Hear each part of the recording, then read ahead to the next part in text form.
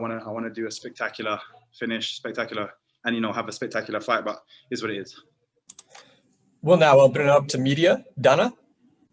Michael, you told me in the pre-fight interview, ask me this question afterwards. Where does Ross Houston rank in your opponents? Again, it's a difficult assessment. He had a few game plans. I could see where he was, trying to think smart, counter my attacks instead of, try to instigate any attacks. He did a very nice timed double leg in the first round, I believe, which again, he's waiting for, me to instigate the attacks and counter and get underneath me. But again, it just made everything a lot more difficult. And I feel like I made him look way better than he actually is. And I don't mean that in any, disrespectful way. I just feel like I made him seem that much closer to me simply because I wasn't able to do what I do best. When do you want to get back in there? I mean, obviously, we usually see you well able to get back in there in a couple of weeks' time because you've knocked someone out in the first couple of minutes. This one went a bit longer. It was a bit more of a strenuous one. And of course, if you want to fight Douglas Lima, you would be sitting out quite a while because he has a fight lined up. When do you want to be back in the cage?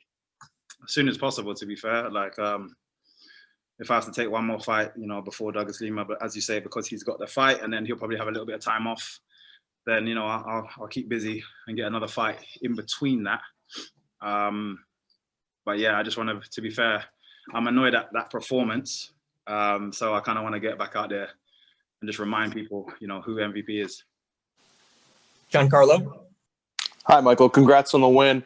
You mentioned there maybe getting another fight. This fight was at catchweight, so would welterweight be something appealing to you, or would you consider moving up to 185? No, to be fair, it just wasn't fast to have to cut the weight. I feel like if, two fighters are able to mutually agree and it's not a title fight, then, it's no one else's business.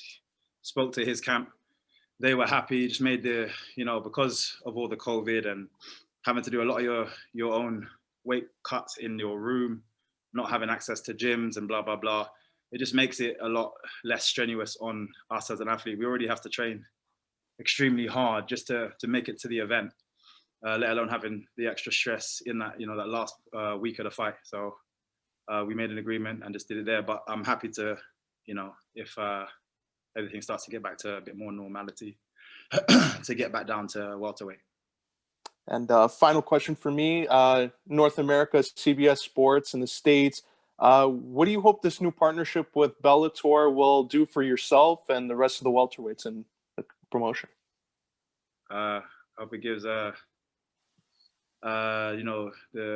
amazing, talented fighters here at Bellator, the just exposure that they deserve.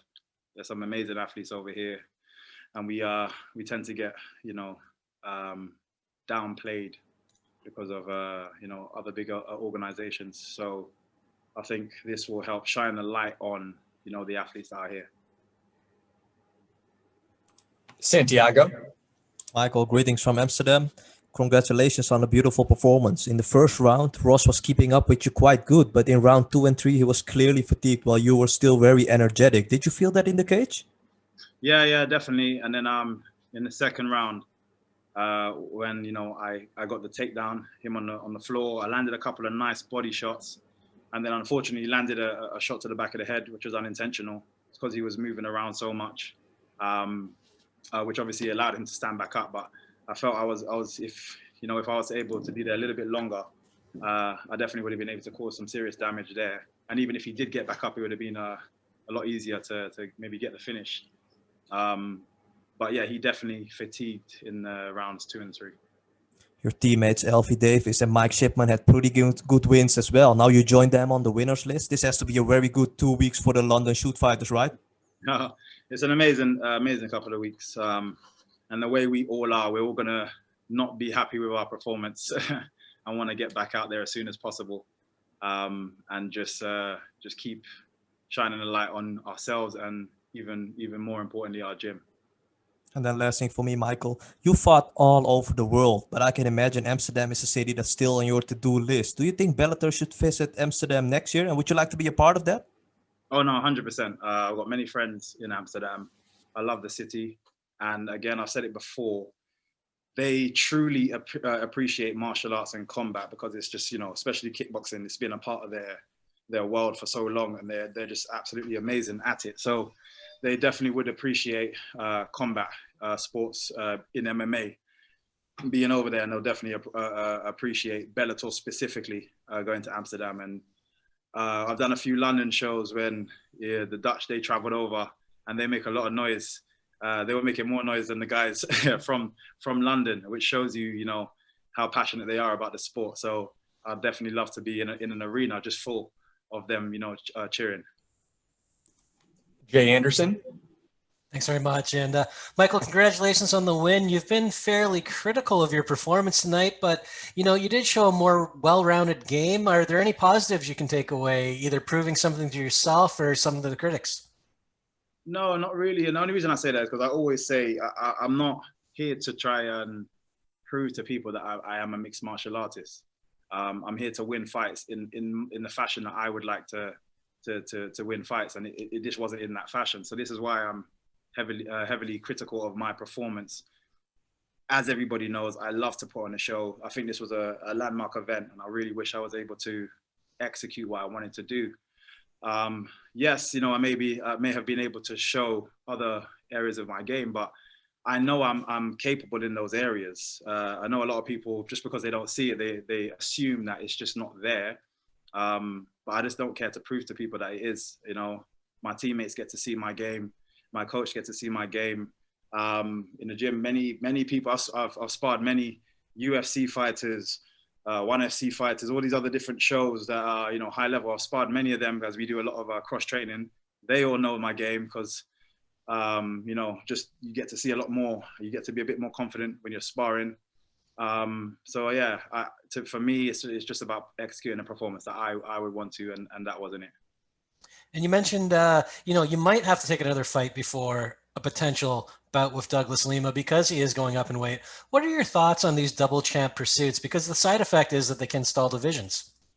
Yeah, I think I can't remember what interview it was that I was speaking to someone, and I basically said the same thing. I don't particularly care for it. I think it's a bit of a fashion trend that McGregor has kind of kickstarted within the MMA world. I get it in terms of the individual. It shows an amazing achievement to being able to go up a weight division or down a weight division, whichever it is, and take another belt. But as you say, it does hold up a lot of the division, and then you have to do these interim belts, and it just becomes messy. And I think our sport as a whole, for average fans looking at, you want it to be as simple as possible, especially now. And I think just having one champ per division keeps it that simplicity. So when people are tuning in and watching and following stories that are going on, it's easier for them to want to stay and commit to the sport. Especially now when we're constantly having to prove ourselves as athletes and not barbarians.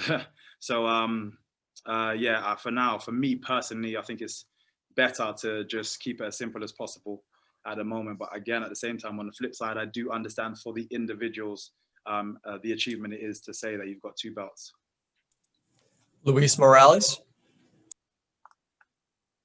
MVP, you handed Houston his first pro loss, maybe not in a flashy, but definitely convincing way. So you keep winning, you keep getting better.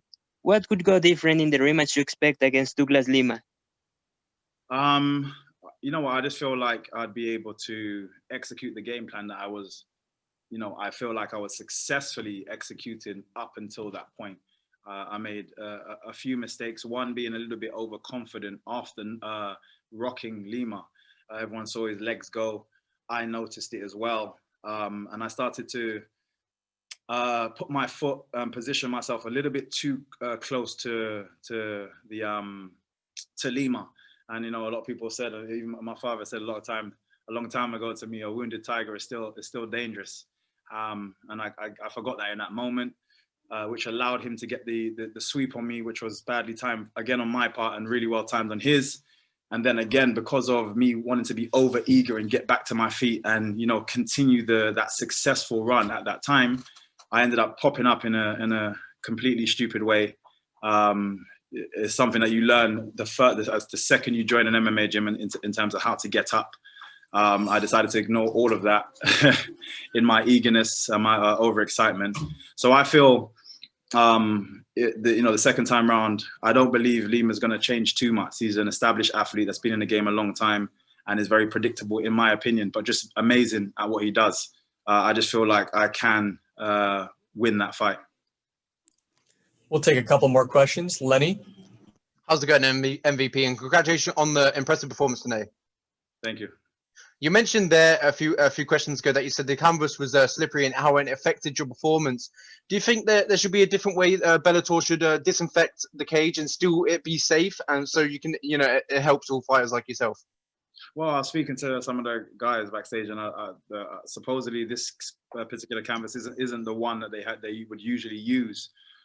So whatever it is that, and it's weird. A fight that I had against Nashon Burrell, near enough the same thing happened. It wasn't as slippery as today, but it was slippery. So again, I had to slightly doctor my style, and people might be, just think I'm just saying it. But if you look back at these kind of fights, you'll see the difference in how I, competed in those events. And this one again today, I was rubbing my feet a lot at the beginning, trying to get my grip. And there's just certain patches specifically as well, as I was moving, that just said to me, if I throw a crazy kick or if I leap in like I would normally do, I'm going to end up slipping. I'm going to end up on the floor. I'm going to end up potentially having him on top of me for 3 rounds and allowing him to win a fight that, again, for me, it doesn't warrant him actually winning that fight because I just wasn't able to execute. So I had to change my style completely. I turned myself into a bit of a flat-footed boxer, which again, if you watch any of my fights, is just not my style. My hands were up.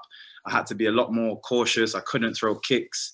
And this is all the things that makes MVP. So hopefully I'm going to, speak to the guys and just hopefully there can be some form of consistency from show to show, because I don't really want to walk back in and, find out that, especially during COVID, I couldn't even really come and test out the canvas beforehand to even doctor my plan ahead of schedule, because, you're not really allowed to be in and around the arena until that time. So hopefully they get it sorted out. Rick Sanchez? Yes, congratulations on the win. This is a question from your fans. They say to me, we've seen you in your anime, you love anime and your anime gear. The question is from your fans is, who's your favorite anime character and why is it very meant to you? To keep it simple, I've got so many different, I love the too many characters. In terms of what this particular character represents, one is one of the biggest shows in the anime world, being Naruto, and I'm gonna give it to Naruto simply because of I kind of just like what he represents in terms of almost like not being the talented one, but constantly wanting to work hard and prove yourself, not necessarily being liked, but constantly just pushing yourself to just go for your goals in spite of these things, not being raised in the best of circumstances, but still managing to make it to the top regardless, and just having that type of mentality. And I think just for kids to watch, it's a great animation because of the lessons that it teaches you, just following his story. Again, there's many other characters that I like for even like different reasons in terms of style and their powers and their particular thing that they do. But in terms of storyline and what he represents as an animation, as almost an idol in their own right for the people that actually wrote those stories, Naruto definitely gets it. Our final question comes from the line of Chris DeSantiago. Go ahead, Chris. Hi, MVP. How's it going? All good, all good. So Douglas Lima recently tweeted, "I'm here waiting for a true contender." What do you have to say to that? Yeah, you know what? I've been extremely active as soon as I lost that fight. I keep pushing. It does feel like more and more every fight that I have now, he is more and more trying to undermined what I'm doing, and I think it's simply because I think he and I both know how close that fight was, and sorry, not even how close it was, how much success that I was getting during that fight up until that point. He even admitted it afterwards, how fast I was. You know, he's never come up against anybody with that kind of speed. He said all these amazing things that had a lot to say about me as an athlete directly after the fight. And now that I want to get back in, I think he doesn't want that. You know, I think he's almost as worried about what could happen the second time round, which is why he's near enough every fight I hear something from him that basically suggests he doesn't want to make this fight happen again. Which for me just means I live in his head. I'm happy, and I'll like Naruto, I will keep pushing. I will keep pushing until we both end up back in that cage. All right. Thanks for the time, Michael. Congratulations.